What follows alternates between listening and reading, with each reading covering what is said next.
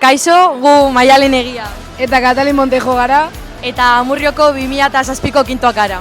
Gaur goizean hasteko, mesa izan dugu, goizeko 7:00 eta hor, kintako kinto guztiak elkartu gara. Mesa eta gero taldetxoetan, kuadrilletan banatu gara, eta hor, herri bakoitzera, Amurrioko zati bakoitzera joan gara, hori dauzoetara. Adibidez, Baranbio, Itoria, Maroño, Saratxo, dena delakoetara.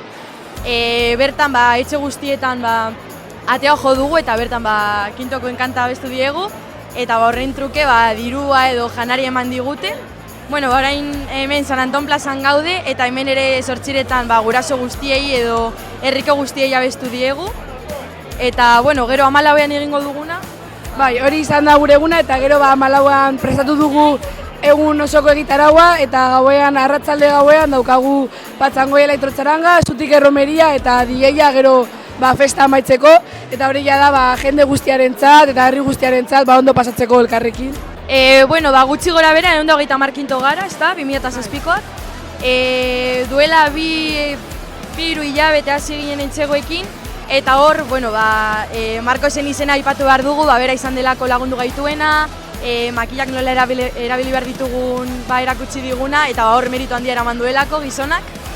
Eta kuadrilla bakoitzeko, kuadrilla ezberdin daude laguneko kuadrillak eta kuadrilla bakoitzeko bi ordezkari hautatu ditugu eta ordezkari horien artean antolatu ditugu bi egunak, nola banandu, nola egin eta nola antolatu egitarauak eta dena.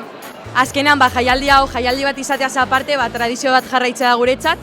Azkenean gure aititeak soldaduzka egitera zijoaztenean, herritik kantan aritzen zirelako, guk orain egiten ari garen bezala. Eta guretzat hore bat da, azkenean da tradizio jarraitzea. Hori da, guretzat da hore bat, tradizio jarraitzea eta espero dugu urte luze batez horrela jarraitzea eta hore bat dela guretzat, hau ez da bakarrik jaialdi bat ondo pasatzeko, baizik eta hori tradizio bat jarraitzea dela.